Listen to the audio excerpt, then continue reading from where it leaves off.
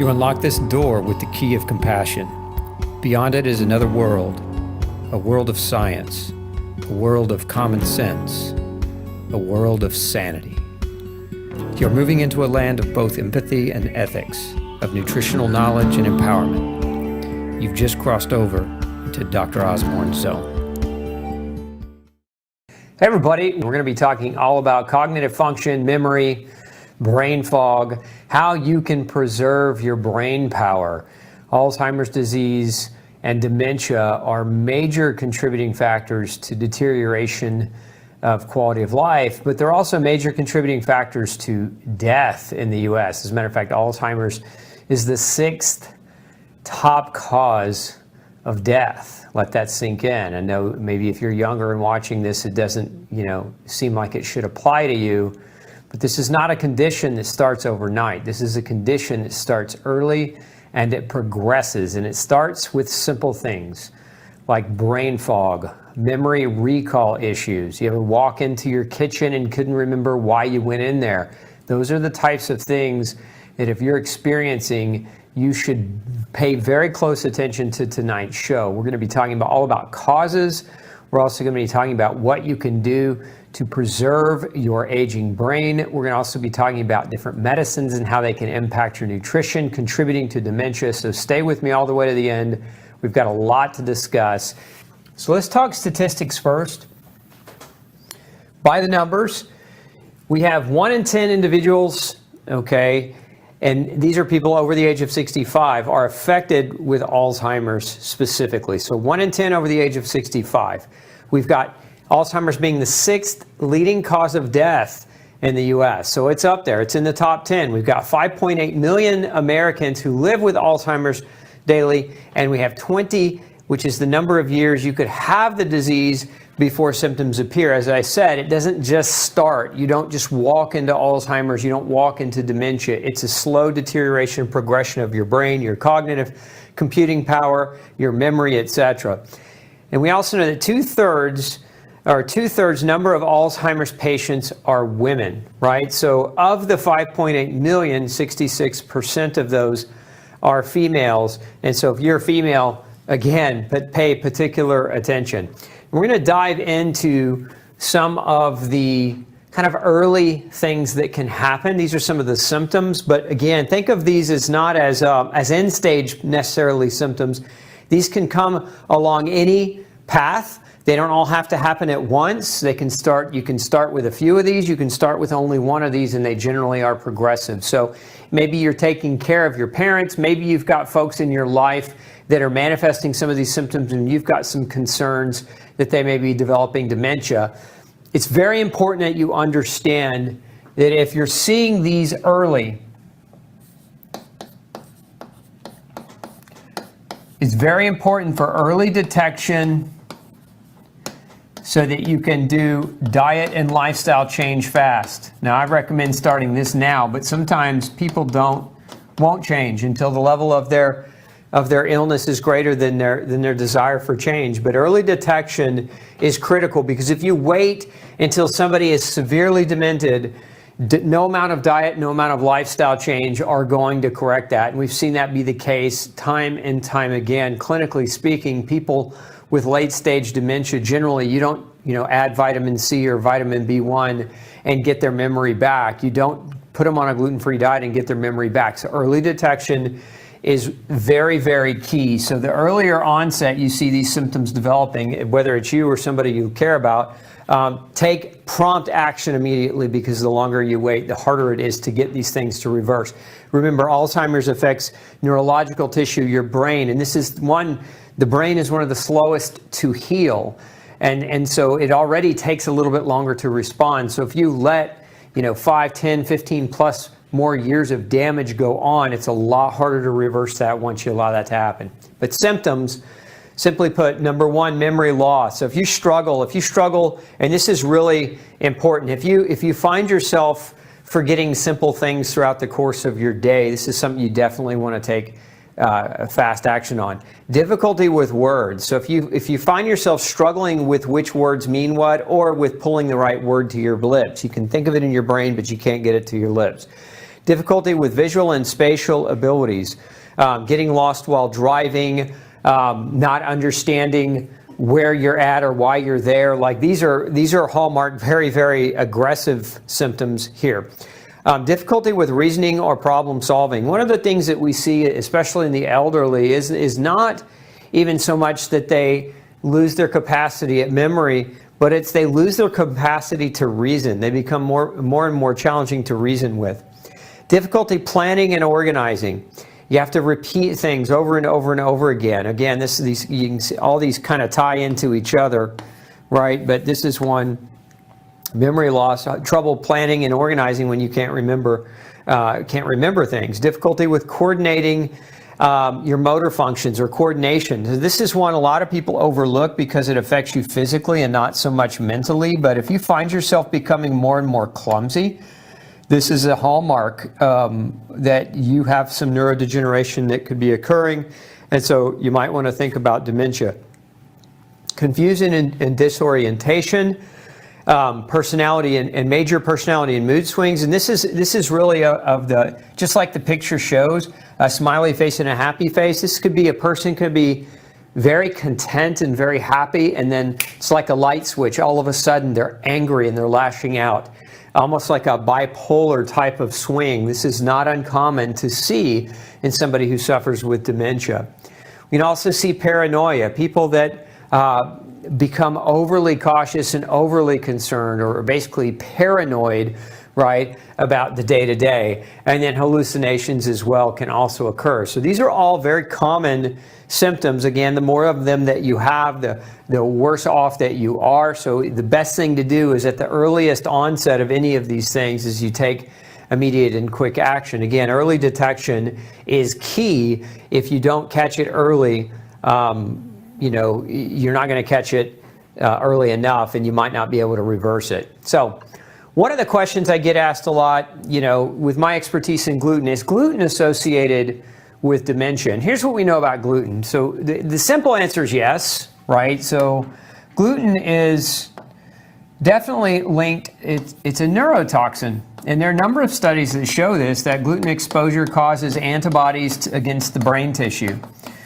So I've actually seen this. We've measured it in people where, again, gluten exposure leads to antibodies versus the brain, right, versus neural tissue. So this leads to then subsequent inflammation and damage in the brain, and that can affect the cortex and other areas of the brain that are important for memory.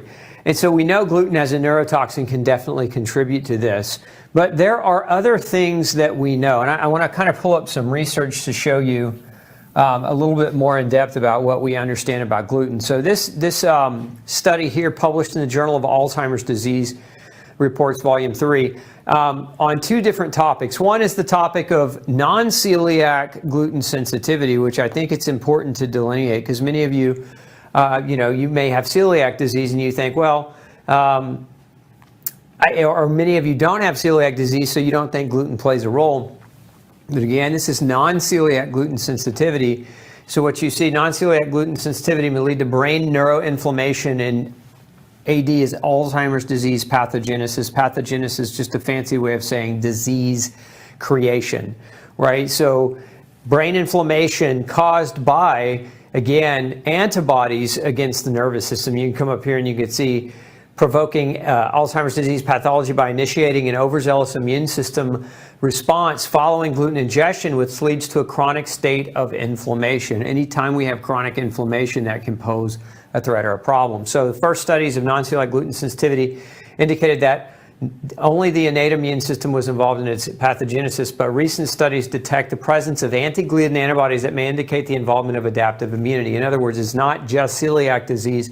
There are two prongs to the immune system, and both of these can increase chronic inflammation associated with neurological inflammation. We also know in celiac disease, you can see individuals with celiac disease display increased small intestinal permeability. And this is true also of non-celiac gluten sensitivity. So leaky gut, if you will, it causes leaky gut.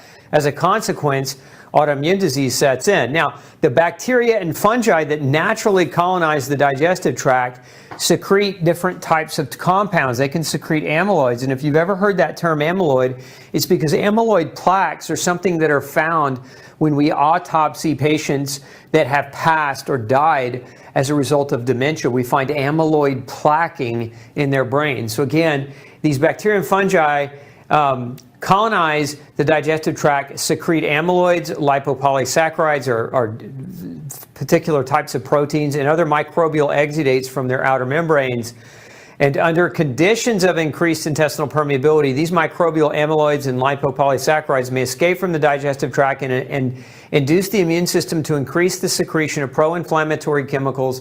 Thus, increased intestinal permeability and celiac disease may contribute to the onset of chronic peripheral inflammatory state and the pathogenesis of Alzheimer's disease. Now, this is one study review, but I'm gonna pull up this other one oops, where'd it go? We're going to pull this other one up because I think it's important to look at this one as well. So this was published in Frontiers in Neurology. And so what you're looking at here is on the left-hand side, healthy central nervous system function, healthy gut function, right? There's this correlation between the two. But when we develop increased gut permeability or leaky gut, we get something called dysbiosis, which is the abnormal growth of bacteria and fungi and byproducts of those bacteria and fungi that leads to altered levels of LPS. That's that term I was using earlier, that lipopolysaccharide, inflammatory cells and their mediators, and alterations in brain function. So an abnormal functioning central nervous system. So the connection is not new. We've known this. Your gut is part of your brain. Your gut and your brain, you really can't separate them out. I know in medicine today, we try to look at everything as one organ or one system and not looking at them as they interact or relate to each other. And that's part of the problem in medicine, is that the fields of specialty, make doctors put on these blinders, right? All I can see is the GI tract. All I can see is the brain. All I can see is the liver. And that's not how the body works. The body works holistically in conjunction with the systems in it. And so again, the gut affects the brain in that way. That leaky brain, or that leaky gut, leads to inflammation of the brain and subsequently leaky brain. We also know that gluten, so these are all gluten-induced issues because gluten causes an abnormal microbiome. Gluten causes leaky gut, allowing for those microbial organisms to penetrate into the bloodstream and traverse into the central nervous system. But we also know that gluten causes a severity of vitamin and mineral deficiencies, right? So we've got malnutrition caused as a result of gluten-induced gastrointestinal damage. When your gut's damaged, it can't absorb and digest the nutrients from the food that you eat. And we know several vitamin and mineral deficiencies have been linked to a decline in the way the brain is supposed to function. And we'll talk in specificity about some of those. But I want to highlight this particular review published in the journal Nutrients. So we got a diet rich in antioxidant vitamins can improve the cognitive function of patients. Thanks to an adequate intake of B vitamins, homocysteine levels are reduced, we'll talk about that in a minute, which indirectly protects against the development of the disease. A properly balanced diet as well as the use of appropriate supplementation can contribute to improving the clinical condition of patients with Alzheimer's disease. Again, I'm going to emphasize early intervention, because if you catch this late, it doesn't matter how many vitamins you want to pop, it ain't going to fix this problem if you catch it too late. Now, one of the things that this review mentions is a compound called homocysteine. Now, homocysteine, everybody makes it. It's normal, natural, and you've probably heard me talk about it. I've talked about it a number of times, but homocysteine is a nerve toxin in high amounts. Now, homocysteine, we all make it. It's normal. It's not normal amounts that create problems or damage to the nerves, but it's elevated homocysteine. So increases in homocysteine act or behave as a nerve toxin, damaging the nervous system, damaging tissues in the brain. This is actually this is one of the reasons why it's been linked to dementia, Alzheimer's, but also it's been linked to neuropathies, because it doesn't just damage the brain, it can damage the peripheral nervous system as well, leading to neuropathy. So we can get elevations in homocysteine, can become a nerve toxin. Now, how do you regulate homocysteine? This is done with B vitamins. And so a lot of people with gluten issues have B vitamin deficiency, particularly vitamin B12, folate, vitamin B6, and vitamin B2. These 4 B vitamins play a major role in the proper metabolism of this chemical homocysteine. Now, the reason I spend any time at all on this is because if you're trying to be preventative, which the best way to be about your health is don't wait for disease, be preventative, right? Don't wait for the disease, be preventative, take action before it. But this is a test. You can ask your doctor to measure your homocysteine level. Okay, your homocysteine level can be measured. It's a simple blood test. So if you come back and your levels are higher than 9, you've probably got an issue where you're damaging your nerves slowly over time. If your levels come back over 15, you've got a big issue. If your levels come back over 20, you've got a major issue that needs to be addressed as soon as possible. So again, how do we address elevations in homocysteine? There's only one way to lower it, and that's through B vitamins. It's because the B vitamins naturally help your body metabolize homocysteine into another chemical substrate, very important, called methionine. And why is this important? Why do we need to do this? Because methionine is a precursor to your body's ability to make new DNA and new RNA, but also to produce proteins, protein synthesis. So very important that you're getting this conversion, because this is how, what is this? This is how we heal and repair. If you can't make new DNA, new RNA, if you can't adequately produce new proteins, it's very, very difficult for your body to heal and repair, no matter what the disease, no matter what the condition. So very, very important. Homocysteine, simple to measure, simple to ask, simple test to ask your doctor for. If yours levels comes back abnormally high, you want to consider B vitamin supplementation. These 4 are the main ones. We actually have something called, it's a formula for this to support healthy homocysteine, but it's called Ultra SAMI. And so it has a number of these B vitamins and ingredients that help to, again, get that homocysteine level in a healthy range. Okay, other nutrients. And understand that I'm not going to go through the entirety of all the vitamins and minerals tonight as they relate to Alzheimer's. We just don't have time. But I want to give you big opportunities to take away information that you can start taking action on. So vitamin D, this was a major meta-analysis on vitamin D and dementia. And the conclusion is very simple. There are significant associations between vitamin D deficiency and both dementia as well as Alzheimer's disease.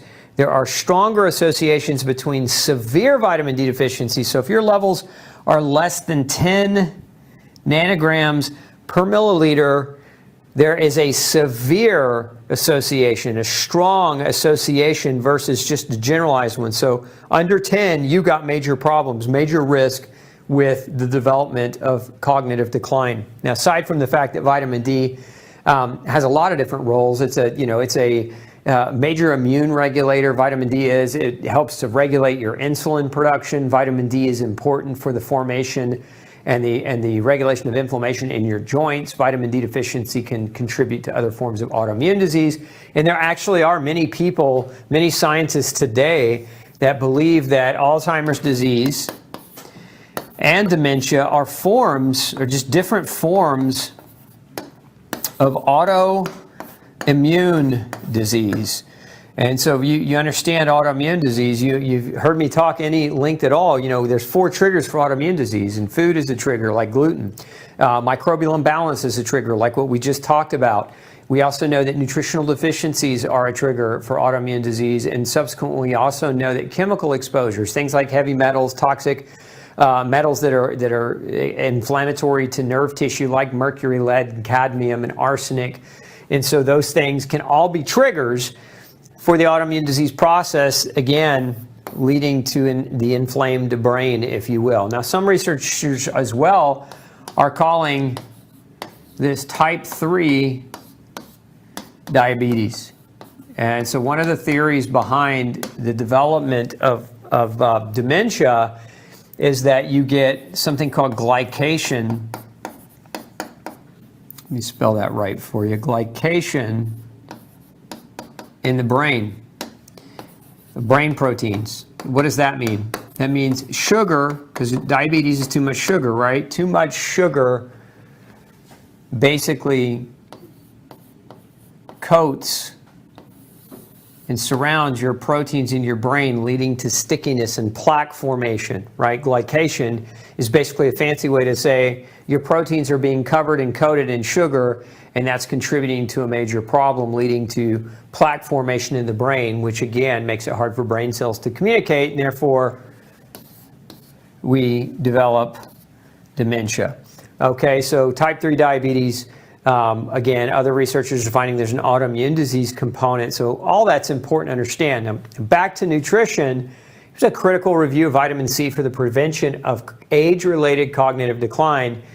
There's a large body of evidence that maintaining healthy vitamin C levels can have a protective function against age-related cognitive decline in Alzheimer's disease. Now, I showed you when we went through the master class and I talked in depth about the gluten-induced vitamin and mineral deficiencies. Vitamin C was a major one. It was a major deficit that we know can be caused as a result of gluten exposure. Again, research shows that vitamin C adequacy, getting an adequate quantity of vitamin C, can be very protective for the nervous system.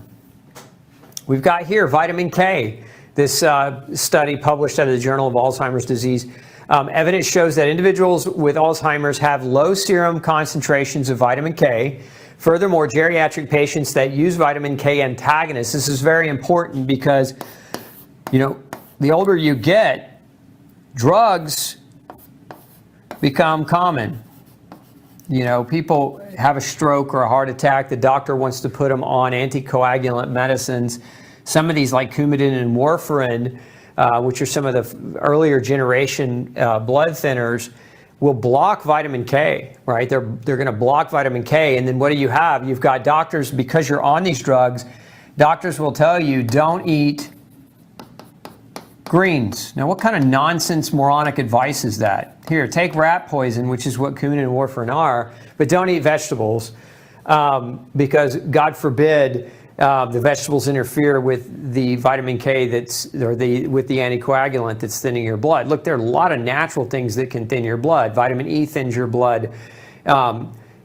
Other antioxidants like plant-based antioxidants like ginkgo can thin your blood. Omega-3 fatty acids can thin your blood. And it's really not that those things thin your blood. They keep it healthy. They keep it naturally thin. It's not that we want your blood to be thinned. It shouldn't have to be thinned. If you're healthy, your blood won't be thick. Remember, thick blood is full of sugar and inflammatory mediators, and so the more you can control those things, you don't need to worry about taking all the blood thinners and creating this kind of problem. But as we age, the average person over the age of 45 is on 5 or more medications. That's just in the U.S.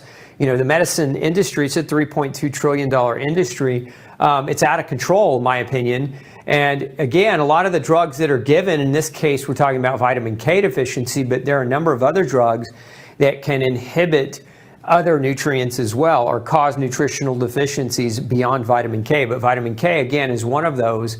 It's involved in neuron development and survival of neurons, okay? So it's not just about clotting the blood. Vitamin K is not. And then there are different forms of vitamin K. There's K1, K2. That have different effects like clearance of calcium from the bloodstream. So it's important that we're not blocking this vitamin as a result of trying to stave off one disease, right, in an effort to create another, because that's typically what happens is the more medicines you take, the more unintended consequences you create that lead to different diseases and sometimes even lead to the same conditions. Then we have vitamin E. The brain is highly susceptible to oxidative stress, which increases during aging and is considered a major contributor to neurodegeneration. We know that, okay, you can see high plasma vitamin E levels were repeatedly associated with better cognitive performance. So why? Vitamin E is a natural antioxidant. Vitamin E is very, very good to help preserve the integrity of neurons and brain cells and the membranes around them. And so low levels of vitamin E, or not getting adequate quantities of vitamin E, or having a drug that depletes vitamin E, or eating gluten and causing vitamin E deficiency. Remember, gluten's one of its claims to fame is fat malabsorption, and vitamin E is a fat.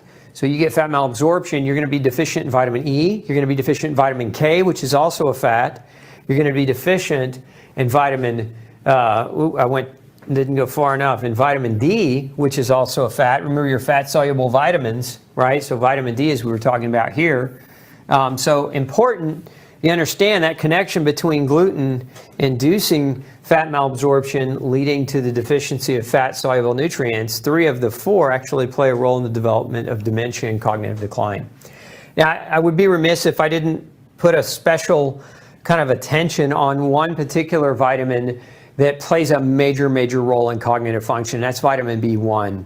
And so, it's not that other nutrients don't play a major role, but B1 has been linked aggressively to deterioration of mental clarity. And one of the reasons why is your body cannot produce this substance right here. It's a substance that you make in your brain. It's a neurotransmitter called acetylcholine.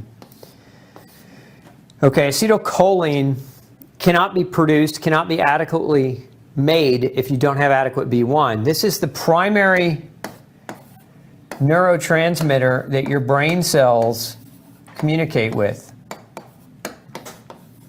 So if you're not making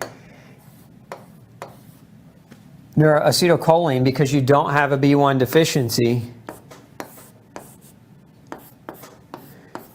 you're in trouble. You're in trouble. Your cells now can't communicate as effectively. So if you look at some of these studies, this one, the earliest and perhaps best example of an interaction between nutrition and dementia is related to thiamine. Throughout the last century, research showed that thiamine deficiency is associated with neurological problems, including cognitive decline or deficits and encephalopathy, swelling of the brain. Multiple similarities exist between classical thiamine deficiency and Alzheimer's disease in that both are associated with cognitive deficits and reduction in brain glucose. Remember, there's that glucose, that glycation. We were talking about that earlier, brain glucose metabolism. Because one of the other functions of vitamin B1 is it plays a major role. Glucose molecularly looks like a stop sign. So if that's glucose, you need vitamin B1 to strip away hydrogen from glucose, and this is how we get to ATP. I'll spare you the chemistry lesson, but B1 is responsible for producing the chemical that allows your mitochondria to have energy, right? And so that's ATP. This is the substrate that your body needs to generate energy and to heal and repair and maintain itself. And B1 deficiency will cause an inability to access ATP from sugar, from glucose. And this is another one of the reasons why B1 deficiency is also linked to blood sugar problems. But as we mentioned earlier, B1 plays a role in the production of the neurochemical acetylcholine, but it also plays a role in metabolism of glucose to get to energy so that your brain cells have what they need to think. Okay, so you also see down here dietary deficiencies or deficits, drugs, and other manipulations that interfere with thiamine absorption can cause thiamine deficiency. Well, what interferes with thiamine absorption? Gluten. What drugs cause thiamine deficiency? The most common class of medications that will disrupt thiamine absorption are diuretics. So if you have high blood pressure, if you're a woman with swelling ankles and your swollen face, and the doctor has put you on a diuretic, a water pill, if you will. These are used for blood pressure control. They're used for swelling. These directly cause vitamin B1 deficiency. And some research shows that actually certain blood pressure medicines inhibit your heart cells from being able to absorb vitamin B1. So you actually get a deficiency of B1 in the heart. And this is why B1 deficiency can cause something called beriberi. Beriberi is a disease and it can kill you. Before 1943, this disease was responsible for killing thousands of people annually due to deficiency.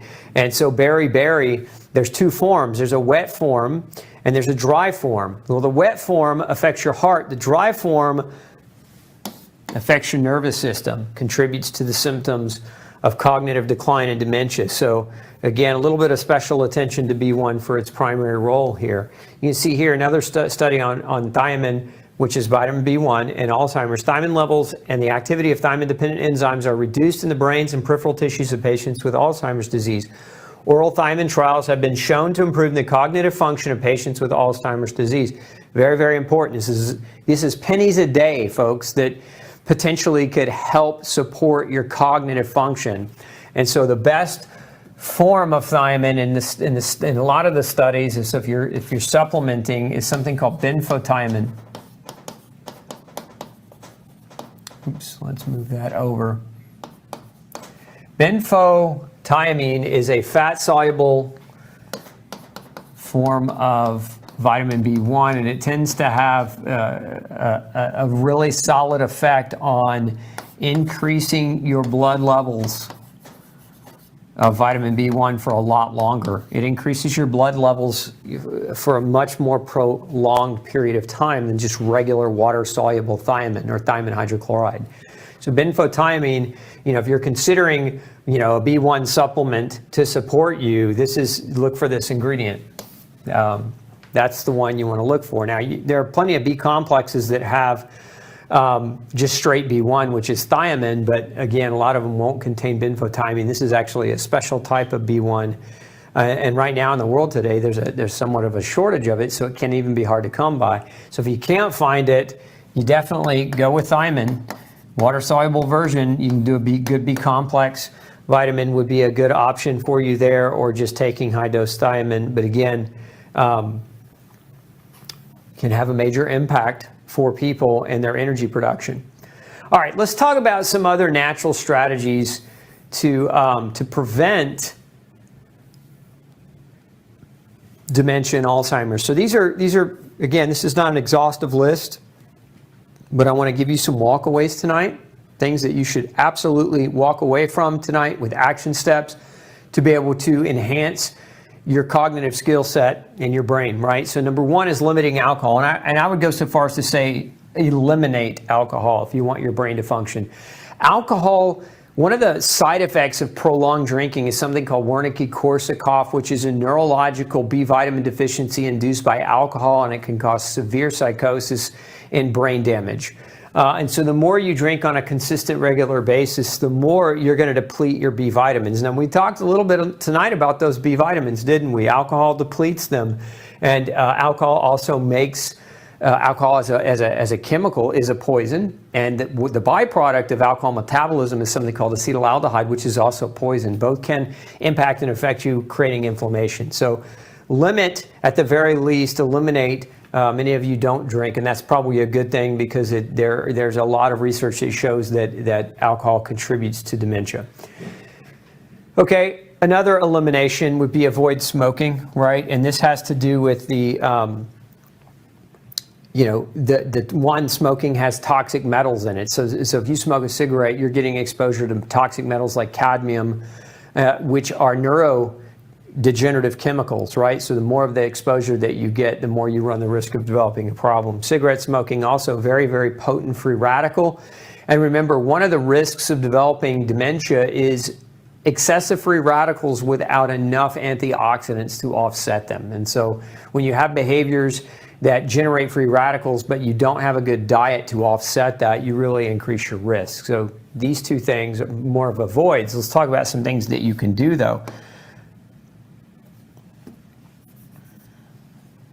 Let me change my color here. Okay, fasting. This is a big one. One of the reasons why fasting is so effective is because it helps with your blood sugar, right? Remember, what did we say earlier about blood sugar? Too much blood sugar creates a glycation effect, and that glycation effect alters the proteins in your neurons and creates plaque formation. So fasting regularly, I like the intermittent fasting as a daily tool. I fast every day at least 16 hours. So from generally an earlier dinner to a later kind of brunch/lunch, you can stretch a good 16-hour window in there and make sure your blood sugar is not building up in high quantities. Adequate sleep. Your brain dumps its chemical toxins at night when you sleep. So if you're missing sleep, if you're not getting sleep, you don't get that brain detox that your body needs. So when should we sleep? Especially is a good time to talk about that because we're moving into that daylight savings, right?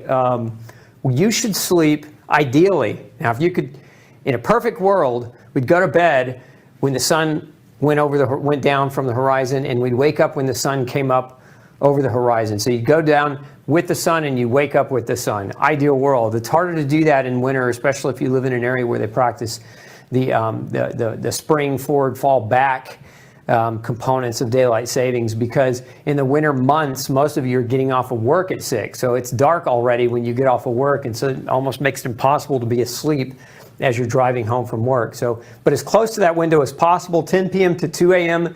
is the minimum time frame researchers show as far as being a very critical time to reset your hormones and to help your brain flush its chemical toxins. Ensure adequate nutrition. What does that really mean, ensure adequate nutrition? It means eat well. And everybody's diet, one man's food is another man's poison. So not everybody can just eat the same diet. This is why when you hear generic things like everybody should follow the Mediterranean diet, or everybody should be vegetarian, or everybody should be carnivore, or keto, etc., no one diet is right for every person. So understanding yourself, ensuring adequate nutrition for you as a unique individual is more important than following generic advice. And so that even includes the generic advice that I give you. I encourage everyone here, if you don't know that you're gluten sensitive, you should be tested to see if you have a gluten sensitivity. If you struggle with autoimmune disease, if you struggle with cognitive function, if you're one of these individuals and you think you're developing that early onset level of symptoms around it, get tested for food sensitivity, food allergies, because then you can alter your diet to what your needs are, and that's more accurate than just generically following a diet. Keep your brain as active as possible. I see this a lot in people that retire. They retire from a very active career where their brains are having to work, where they're having to problem solve and do things, and then they retire to basically sit around all day and not use their brain. Look, God gave you the gift of a mind. Don't quit using it ever, no matter what anyone ever tells you. You have to keep going. You can slow down to the extent that you don't want to go punch a clock to a 9 to 5, but never let your brain rest. You should always be asking, how can I improve my cognition?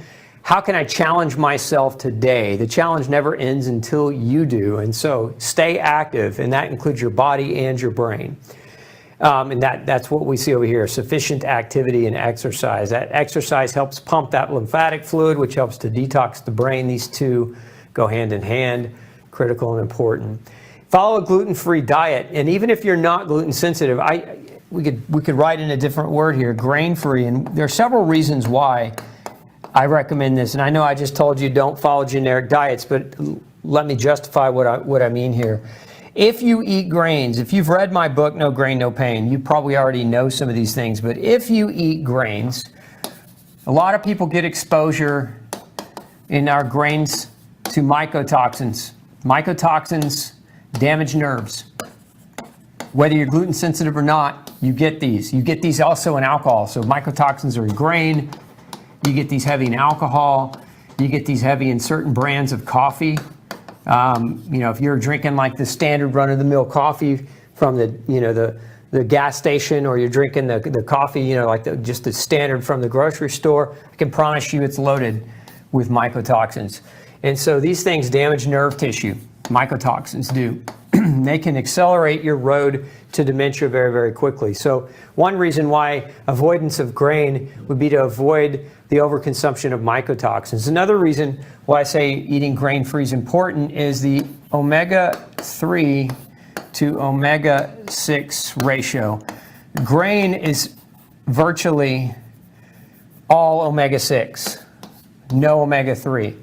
And what this does is this drives up inflammation. So if your diet is heavy in grain, you drive up this ratio and you increase the quantity of inflammation. Anytime you have chronic inflammation, you've got chronic damage that's occurring to that tissue. We also know that many of the grains we've seen, especially processed grains, contain mercury.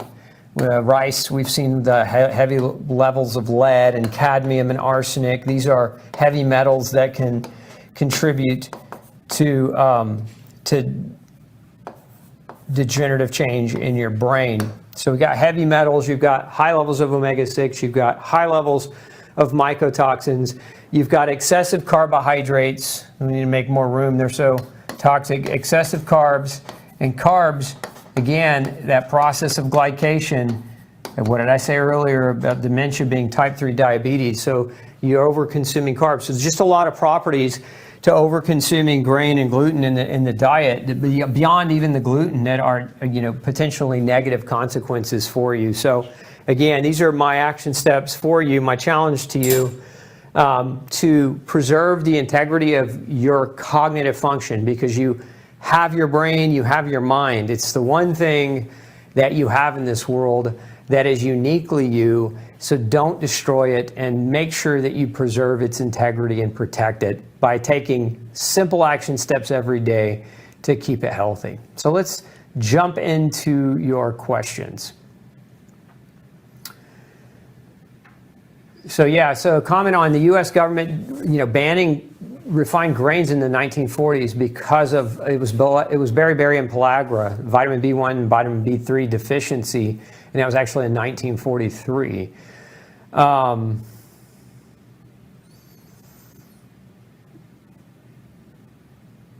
Can bariatric surgery also cause dementia?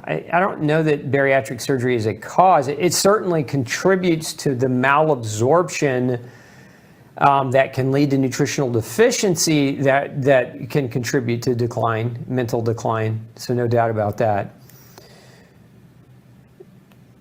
I'm celiac. I think all celiacs were sensitive and then developed the autoimmune disease called celiac disease. I might have not become celiac if I knew not to eat grains. Yeah, you probably wouldn't have. I mean, understand that gluten sensitivity is in and of itself is not a disease. It's a state of genetics. And if you're genetically gluten sensitive and you eat gluten, you could develop celiac disease. But there are over 100 different forms of conditions that you could develop as a result of consuming gluten if you're gluten sensitive. So how do you balance omega-6 to omega-3 not eating any grain? How do you balance it? You almost balance it relatively easy just by taking the grain out of your diet, because the vast majority of omega-6 either comes from the processed oils. So like if you're using processed cooking oils, trans fat's no longer as big of an issue today as it used to be. But if you're using a lot of safflower oil, it's a processed oil, sunflower oil, seed oils, and vegetable oils like soy oil, even though soy is not a vegetable, corn oil. These are high omega-6 oils, so get those out of your diet. Get good, fresh, wild-caught, cold water fish. That's going to get you good omega-3. You can get some plant-based pre-omega-3 substances out of flax and chia. Those are good options. But that's where you're going to get balance. It's not so much that people don't get adequate omega-3 so much as that they get so much omega-6. So cutting out that omega-6 helps bring that balance back. And again, it's not cutting out all omega-6, but it's cutting out an overabundance of it that's important to do. When you get to have a gluten-free diet working, what happens to the gluten protein in your body? What replaces it? I don't understand your question, Jane. I mean, other food replaces what you would have eaten when you avoid gluten in and of itself. If you're asking the fate of gluten as it's creating an inflammatory response in your body, is over time your body naturally eliminates it from the body. So the longer you stay gluten-free, the longer it's out of you. But I'm not quite sure I understand your question. Hi, Dr. Osborne. Does a leaky gut cause slow heartbeat, and what mimic myasthenia gravis? So there's two questions there, and I'm not. Can leaky gut cause a slow heartbeat? Theoretically, yes, but I would say more than a slow heartbeat. I would say you'd be more apt to develop a heart palpitation, so like successive rapid heartbeats that would occur as a result of exposure. As far as myasthenia gravis is an autoimmune disease, and so what mimics it, it's not necessarily, I don't understand your question, but gluten can contribute. I've seen several cases of myasthenia gravis go into remission by applying a gluten-free diet. So in that regard, I don't know if that was your question or not, but hopefully that answer helps you. I've switched from semolina durum pastas, which are wheat pastas, to those that are chickpea based. Is this a positive move, or is it for nothing? If you're gluten sensitive, it's a very positive move. But at the same time, the chickpea based pastas, be cautious with any of these processed foods. The chickpea this and the chickpea that and the tapioca this and all the starchy foods that are out there. You can get into trouble with those too. They are gluten-free, so they're definitely a better option, but just don't make them primary staples in your diet. If we can't eat amaranth seed, can we eat the leaves of the plant? Yeah, you can eat the leaves of the plant, but I don't recommend amaranth seed as a food because of the potential mimicry with gluten. Let's keep going down on that left side on that. There we go.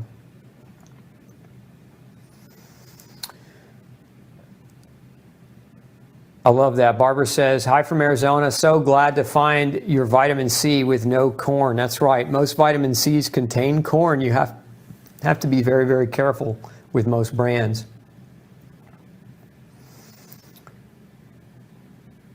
Somebody's asking about my thoughts on Alzheimer prescription drugs. Look, I've seen many, many patients go on those drugs in absolutely zero benefit.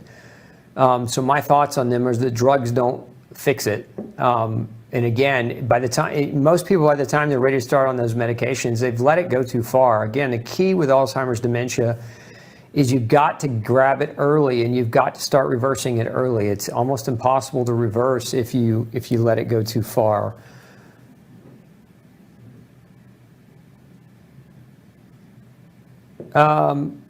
Is it true that bone broth, like the popular powdered kind, has gluten in it? I would just say any kind of product that you're buying over the counter, you want to verify the reputation of the company and verify the ingredients of the product. I can't speak for that particular company. When you have craving for salty food, is it a brain issue or a gut issue? May not be either. You may just need salt. It may be a nutritional issue. I heard that diet sodas are a factor in Alzheimer's. Diet sodas are chemical slurries of toxins. I mean, depending on which one of the sweeteners you're talking about. Sucralose is chlorinated sugar, which is very toxic. And then you have the others, the aspartame, which is, the aspartame is the other primary sweetener found in diet sodas, which is a neurotoxin. It's horrible, horrible stuff. And both of them elevate your blood sugar anyway. So those of you that are taking diet sodas to reduce your sugar intake, know that you're creating the same scenario in your body. The perception that your body has of those is that you're still going to have an insulin spike, you're still going to have a glucose spike as a result of using those sugars. They don't do your diabetes or your blood sugar any favors.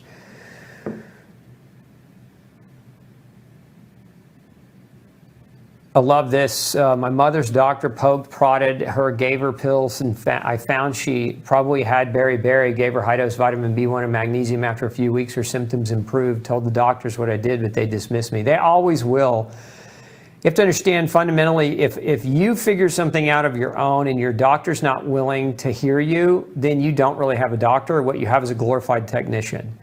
Because any doctor's not willing to learn from the patient's experience, they're not worth your time. We say doctors who, their time is so valuable. If they're not willing to listen to you, they're not worth your time. It's best to move on and find a different doc. Can gluten from corn cause nighttime waking? Can histamine levels be responsible for nighttime waking? Yes to both questions, Sue.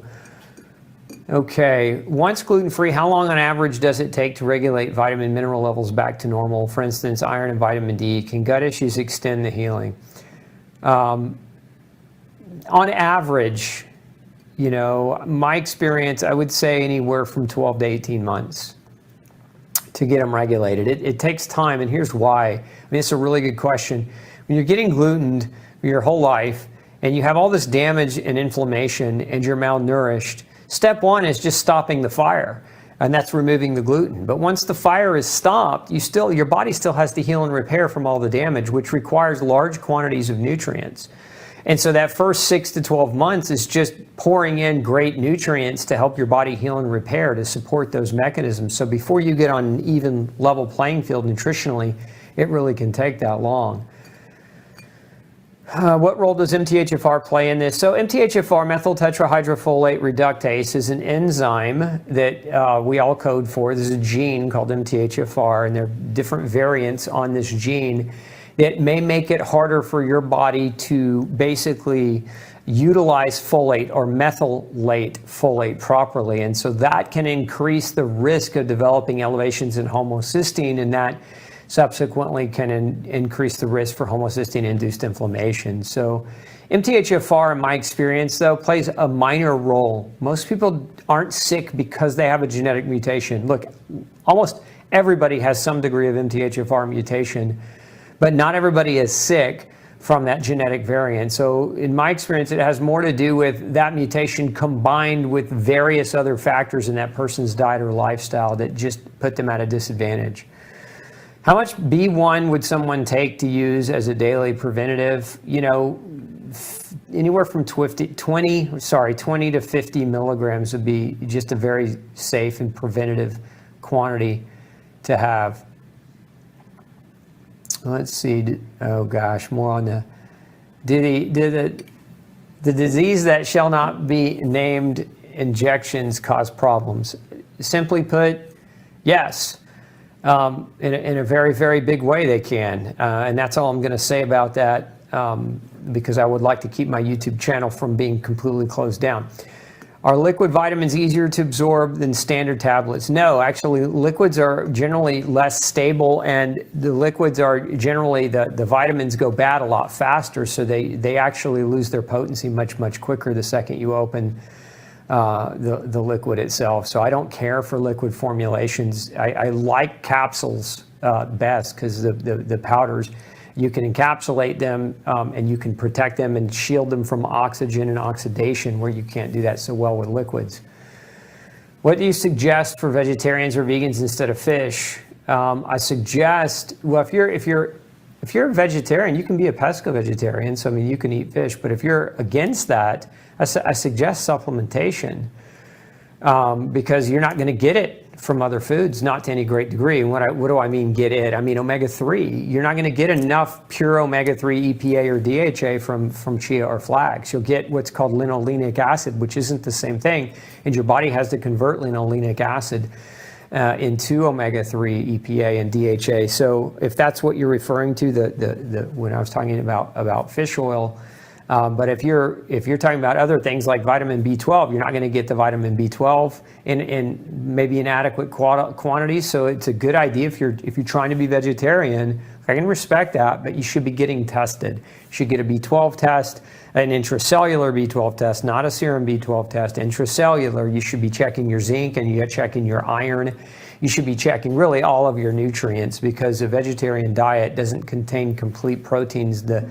And so even a small amount of fish is why, like, vegetarian, if somebody's willing to eat some fish, I prefer people to attempt a pesca vegetarian diet, because then at least they can get occasional complete sources of protein with B12 and many of the other amino acids that they may not be getting from just a really restrictive only plant-based diet. Most of the dementia workups I see include serum B12, thyroid, RPR. What additional levels would you recommend? So first of all, serum B12, I would say, Janice, is a waste of time, a waste of paper to print it on. Intracellular, not just B12, but all the nutrients, all 40 essential nutrients are important. Measure homocysteine, measure hemoglobin A1C. Hemoglobin A1C is a measure of your average blood sugar. Measure your glucose, measure your fasting insulin, see how your body is processing glucose, whether or not it's capable or whether or not you're at risk for elevations in blood sugar. Those are the things that I would encourage you to measure. Measure for food sensitivities, measure for chemical reactivity, because those are going to be the things that are contributing to the chronic inflammation that leads to the inflammatory brain outcome of dementia, right? No other tests are really going to tell you anything definitive. Those things tell you what the triggers are, and that's what you need to know in order to take meaningful action. My father has sarcopenia, and he's presenting some signs of dementia. Is there correlation with that? Yeah, because sarcopenia is two reasons. So for those of you who don't know what sarcopenia is, it's age-related muscle loss. But really, that definition is actually, in my opinion, not real accurate. Muscle loss has nothing to do with age. Muscle loss has to do with lack of activity over time. That's not the same thing as aging. You can maintain your muscle by staying active as you age, and this has been proven time and time again in a number of studies. So reasons people might lose their muscle as they age: one is inactivity. 2 is inadequate protein. 3 is poor digestion of protein, meaning you've damaged your gut by eating the wrong foods, and the cells that make acid don't make enough acid, so when you try to eat protein, you're not digesting as well, and you don't get to all those amino acids to restore and to rebuild and to maintain your muscle mass. So again, this is largely a nutritional issue, as most illness is. What do you take to clean toxins in your body? It's not something that you take, Anna, to cleanse toxins. It's what you do to prevent toxins from coming in consistently over time in the first place. Like a detox should not be your primary tool to preserve your health. Where we'll do detox is if we find somebody that's overloaded with heavy metal or overloaded, they live in a moldy home or moldy environment, and we've got to, detoxify those individuals from those things.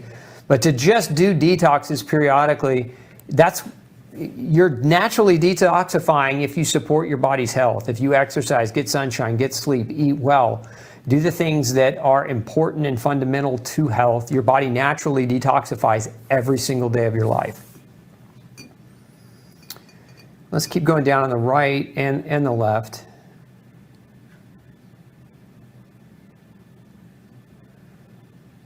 Can someone get a gluten sensitivity diagnosis and have diet nutrition prescribed as a treatment or medical management? Yeah, they can, depending on who you see.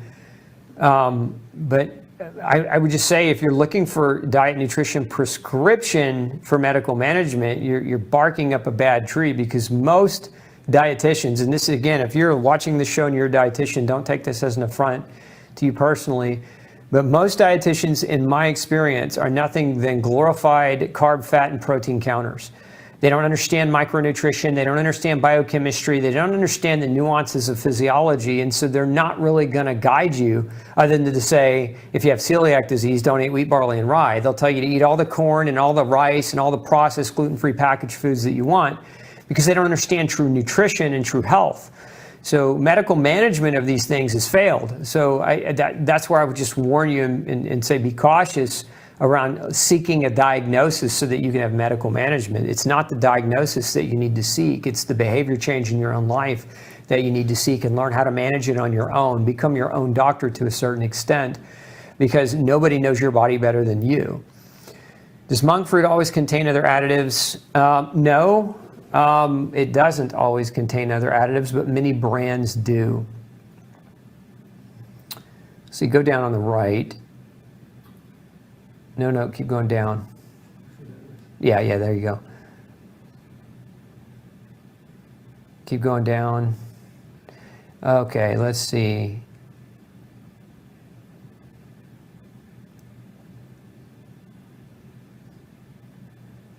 Terry's asking about D3 and K2 as MK7 versus MK4 is better on a blood thinner. Really, the only K that you're concerned with on a blood thinner, it's not the MK4, the MK7, it's the K1. K1 is the type of vitamin K that works in the clotting cascade, but K2 not so much. Should magnesium be taken with B1? Not necessarily, but it can be. Again, this is where the generic question is, yeah, take them together, because it's just better to take a comprehensive array of vitamins and minerals as a good multivitamin, multi-mineral. But, in my world where we test people every day, right, I don't always see vitamin B1 and magnesium deficiency go hand in hand. So in some cases, I give vitamin B1 without giving magnesium and vice versa. So it's not a necessity per se if you're testing and you know what you need.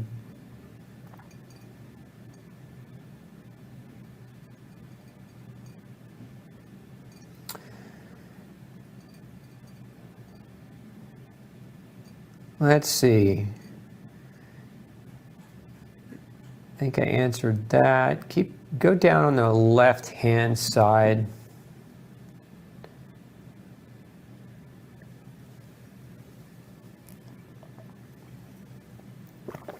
Are there special places where they do intracellular nutrition measurements? I say special places. I mean, if you have a good relationship with a good nutritional doc, yeah. We're actually getting ready. I've been working on this for months now to launch an intracellular test direct to the public because doctors, I mean, look, of all the, you know how many board certified clinical nutritional doctors there are in the world? There's less than 400. I mean, so there aren't enough of us to go around for everybody that needs it, and that's why we're launching this. So pay close attention. I'm hoping to have it ready for you guys sometime in January, February of 2022. Let's see here. Is Alzheimer's genetic? There can be genetic component to it, but again, I would say it's less genetic and it's more. So in science, we have this old argument. It's called nature versus nurture. In essence, is genetics really nothing more than shared and learned behavior, right? You learn to eat from your parents. You learn to behave from your parents. So is a disease association passed from them to you really genetic, or is it shared and learned behavior? I think it's a little bit of both, but I think most scientists agree in today's day and age, it's somewhere along the lines of 70 to 80% of disease development is your choice. The other 10 or 20 to 30%, there is a genetic predisposition or genetic undertone, but don't be too quick to blame your genes for your problems. Always look at what choices you're making first. I was told to stop taking the recommended vitamins I was taking as they were synthetic. How to tell the difference? Does it matter? That's a huge topic. We could get into that whole topic and spend hours talking about it, but I don't know who told you that or under what auspice they told you that, or even if they knew what they were talking about, so it's hard for me to really comment on it. Can untreated psychosis lead to dementia? Yes. We actually could say untreated psychosis is a form of neurological brain inflammation already. So what is dementia versus what is psychosis? Generally speaking, dementia is classified in people as they age, where psychosis can occur at any age. Is that just brain inflammation and cognitive decline at a much earlier age than what we would care to call it dementia? And I think that's part of what psychosis can be. Do we need to be sure a gluten-free is labeled on products that should be gluten-free, like organic beans or canned vegetables? Was told it has to say it on the label. No, it doesn't, but it's a nice vote of confidence if it does. I mean, if a product is just green beans, as an example, there's probably not gluten in it. I mean, unless they processed it, alongside a bunch of wheat, then there's that potential possibility. So if they're not labeling the product, it's always best to call the manufacturer of the company to get clarity. Otherwise, consider not using it. Just found out I have mold in the home. Could this cause dementia or forgetting things? Absolutely. Mold toxicity, especially in the home-based environment, is one of the biggest destroyers of a healthy brain. It can damage your vision, it can damage your memory, it can damage your word recall. Mold is no joke, and if you have found that you have mold in your home, get out as quickly as you possibly can. Your body will thank you, and people recover when they get out of the mold, but as long as you live in it, the inflammation is relentless. 8 weeks out from a total knee replacement, can I start carbolic acid to decrease my candida overgrowth? Are you talking about caprylic acid? Just don't want to do anything to hurt my knee prosthesis. So if you're talking about caprylic acid, it's perfectly safe and perfectly fine. You should also, consider looking at a probiotic, because if you did surgery, you most likely were on prophylactic antibiotics, through the IV to prevent the potential for infection. And so you probably need to help support your microbiome's recovery. And the other things post-surgically, I mean, glutamine is fantastic, branched-chain amino acids, vitamin C, and zinc, all will aid the healing process post-surgically. My clients always heal 2 to 3 times faster when we get them on solid post-surgery nutrition. So good nutrition post-surgically is very important. Does Parkinson's lead to dementia? So think of Parkinson's and dementia as 2 different types of brain inflammation that just present a little bit differently. I don't know that necessarily that one leads to the other, that they're both kind of flavors of the same underpinning tone or undertone. Is there a way to eliminate mild dementia completely? Yes. There are a number of studies ongoing. There are a number of my colleagues too that are treating dementia and Alzheimer's early, and mind you, early. That's why we keep talking about repeating that early onset, right? with very, very good outcomes. But you got to catch it early. Can I take collagen if I've been diagnosed with an autoimmune disease, collagen vascular disease? If I can, what type? Yes, you can. I would say if you use our Ultra Collagen, you'll know it's grain-free, but it's all types of collagen, so it helps with hair, skin, and joints as well. Will K2 help with the plaque formation removal? It may, depending on what your plaque is formed by. So, I mean, there are nuances to what forms a plaque.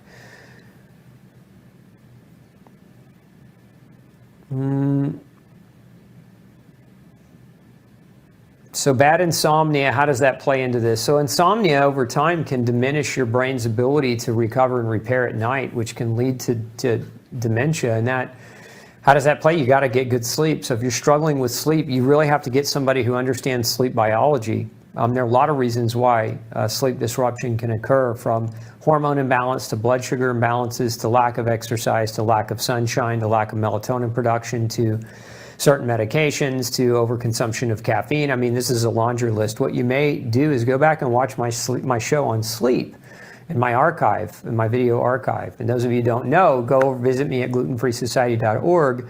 We've got a section at the top that says videos. That's our video archive. And you can thumb through those videos and you can learn a lot more at your leisure as well. Let's see here.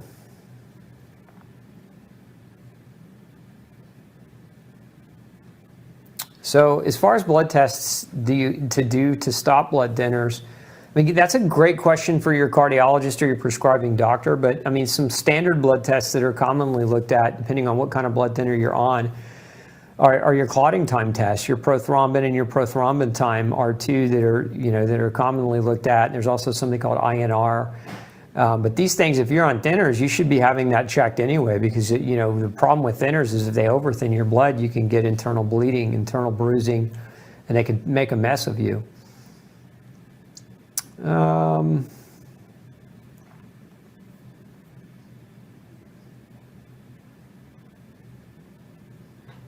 Can ketones help with dementia?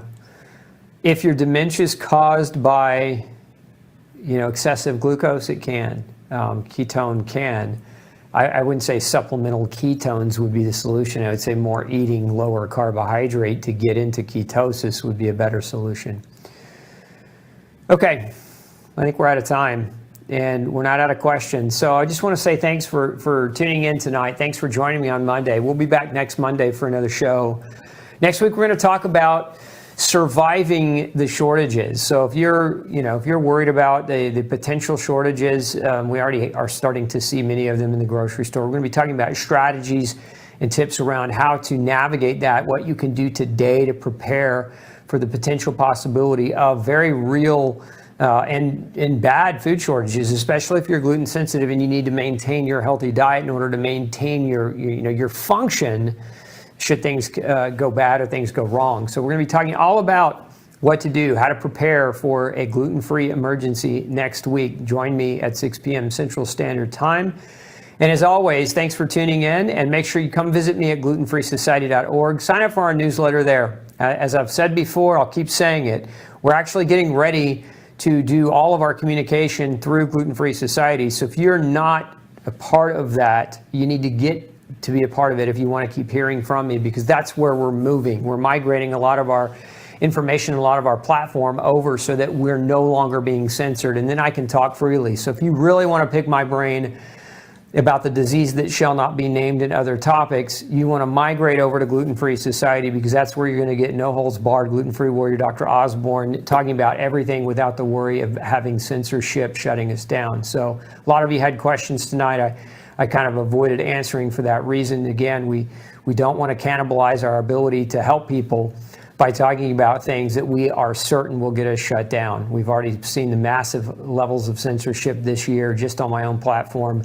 So I'd like to be able to keep communicating until we have that technology set up in place on Gluten Free Society to accommodate you all. So again, that's coming very near in the future. Make sure you're on my newsletter. Go over to glutenfreesociety.org and sign up for that newsletter, and you'll stay informed. Thanks for tuning in to the Dr. Osborne Zone.